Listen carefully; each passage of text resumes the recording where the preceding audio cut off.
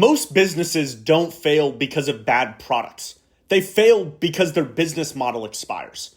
Kodak, Blockbuster, BlackBerry, they weren't disrupted by better technology. They were disrupted because they stayed committed to a business model that no longer worked. And the scary part, most business owners today are doing the exact same thing without even realizing it. So in this video, I'm going to show you not only how to identify when your business model is starting to fail, but also the pattern that top companies use to reinvent themselves and the 4-step system that you can use to stay ahead. Because success today doesn't mean survival tomorrow unless you know how to adapt. Think about it. 52% of Fortune 500 companies from 2003 are gone. And nearly 45% of CEOs today doubt their business model will survive the next decade. And look at companies like Kodak during the transition away from using film cameras. Kodak invented the digital camera, but they were buried because they wouldn't adapt to not selling film. And they ended up filing bankruptcy in 2012. Now, Fujifilm was a very similar company, but they pivoted aggressively and ended up being a dominant industry figure inside the camera. The lesson? It was the same exact threat that both of them took, but they had different responses. You can look at the same thing between Blockbuster. Blockbuster doubled down on physical stores and late fees, and they refused to buy Netflix at $50 million.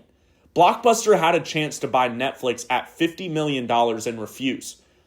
And Netflix ended up disrupting itself, moved from DVDs into streaming and then into original content. The result? Blockbuster died and Netflix became a $200 billion industry leader. The same thing happened with BlackBerry. BlackBerry was stuck with keyboards and closed OS, dismissing the touchscreens, saying that they were just toys. And then Apple came out, embraced the app ecosystems, open innovation, and changed mobile phones forever. The moral? Tech didn't kill BlackBerry, arrogance did. And then you can look at the flip side. Reinvention is not only possible, but it's profitable.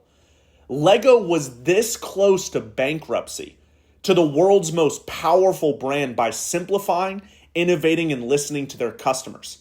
Back before Lego was what you knew today, they started diversifying into theme parks, amusement rides, and they realized they were burning cash until a CEO came in, brought him back to the basics, and became an industry leader in what they do today.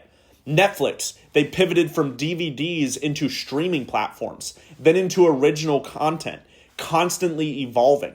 Amazon, Adobe, Microsoft, each redefined their model and scaled bigger. So how do you identify if your business model is failing? There's 5 warning signs, and there's only 5 that determine if your business model is dying. Number 1 is declining revenue or market share. So if you're shrinking and the market is growing, you have a problem. Just like how it was with Blockbuster. The market for online digital movies and shows was growing rapidly, but Blockbuster's market share was slowly shrinking. If that is happening, you need to reevaluate.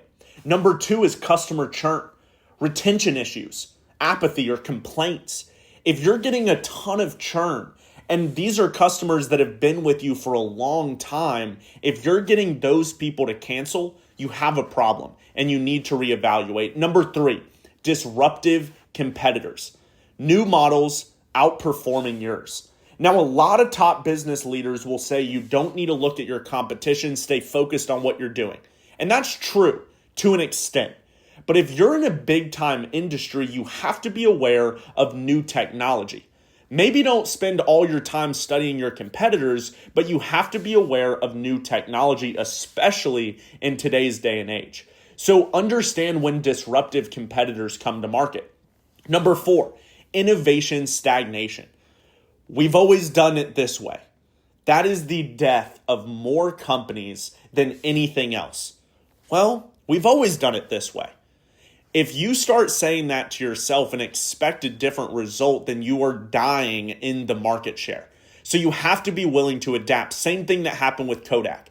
Kodak invented the digital camera. They had the opportunity to be the industry leader in what today is a multi-trillion-dollar industry.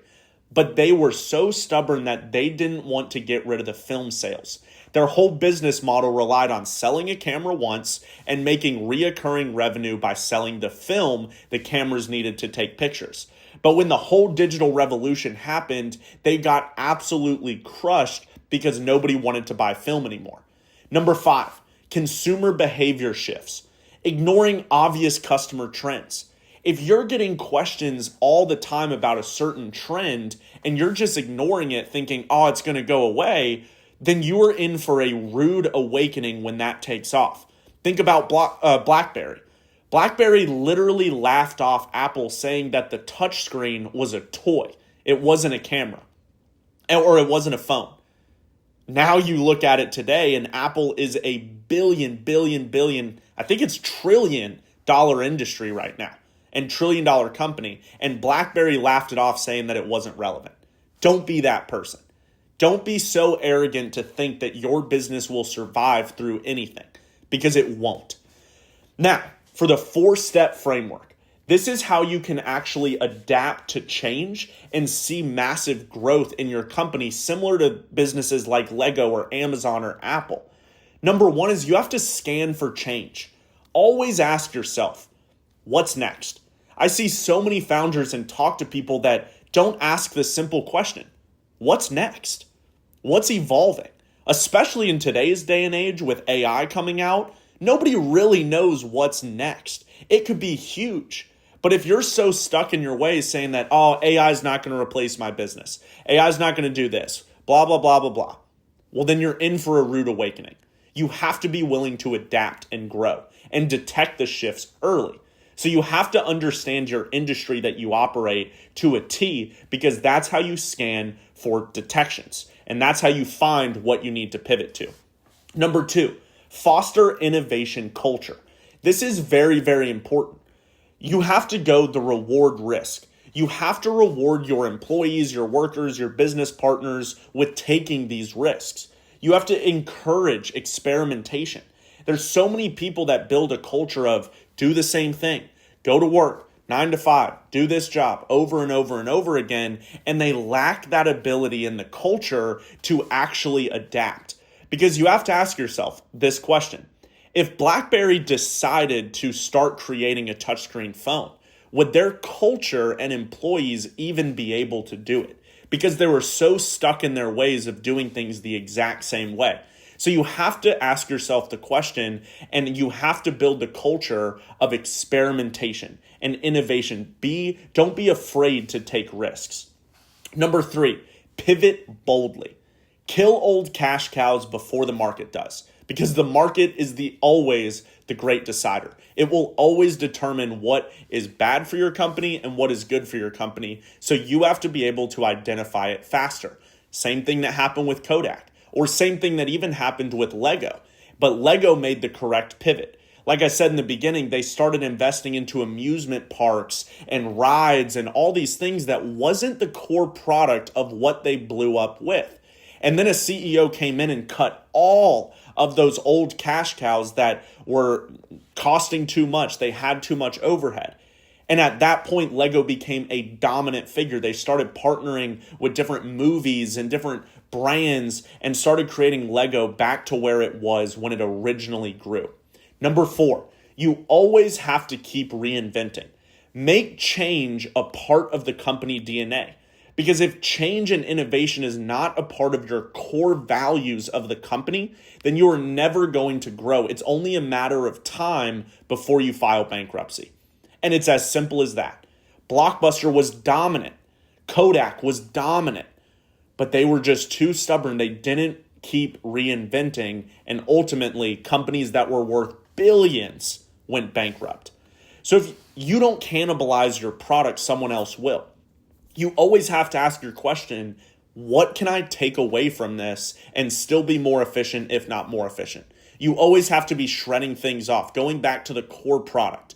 And this is where customer feedback and engagement plays such a big role to understanding how you actually have to operate your business. So if this got you thinking about your own business model, share it with a founder who needs help with this.